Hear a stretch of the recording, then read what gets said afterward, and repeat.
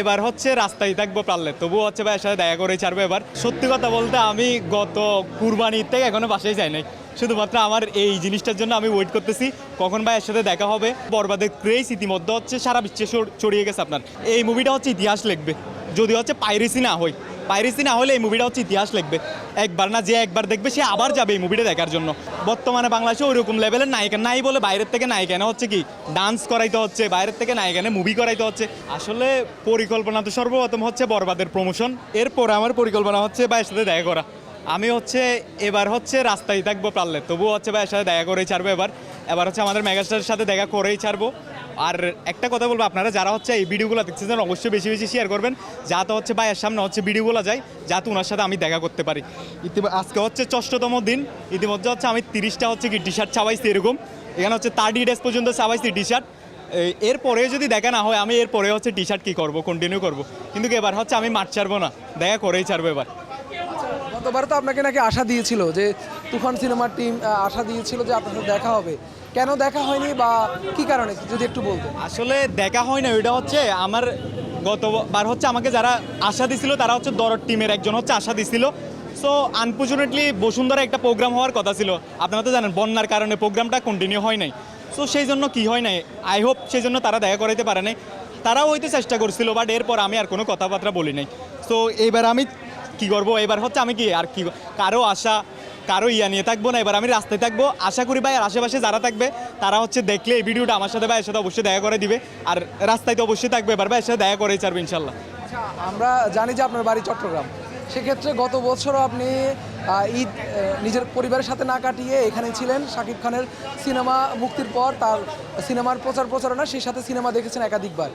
এই যে পরিবারের সাথে ঈদ না কাটিয়ে শাকিবের সিনেমা মুক্তির পর তার সিনেমা দেখার জন্য ঢাকায় কাটাচ্ছেন, এটি আসলে পরিবার কি বলে বা আপনার দৃষ্টিকোণ থেকে আপনি কি বলবেন?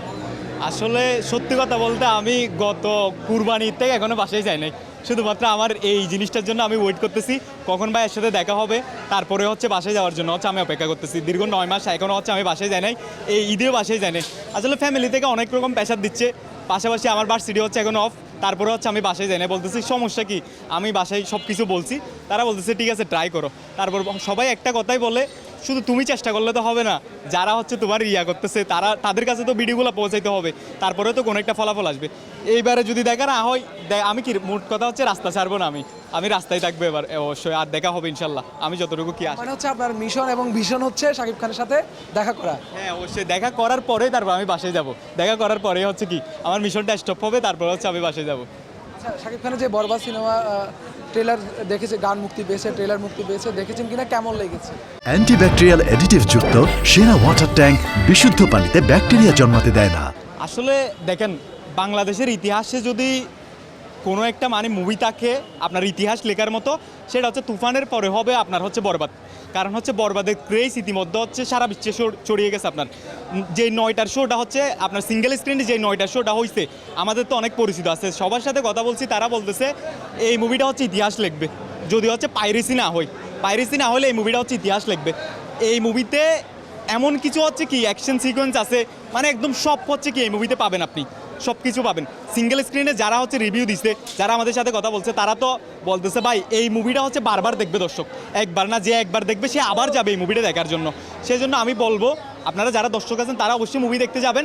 আরেকটা কথা হচ্ছে পাইরেসি থেকে সবার থেকে খেয়াল রাখতে হবে, কারণ বাংলা ইন্ডাস্ট্রি এগিয়ে যাইতে হলে অবশ্যই পাইরেসি কি করতে হবে। প্রিয়তমার পর ইদিকা পালের সাথে এবারও বরবাদে আছে ইদিকা পাল শাকিব খানের সাথে, সেই সাথে ভারতের আরেকজন নায়িকা কিন্তু একটা আইটেম সঙ্গে কিন্তু ছিল। কি দেখেছেন, বা এই যে ইদিকা পাল এবং ভারতীয় যে নুসরাত, তাকে নিয়ে কি বলবেন?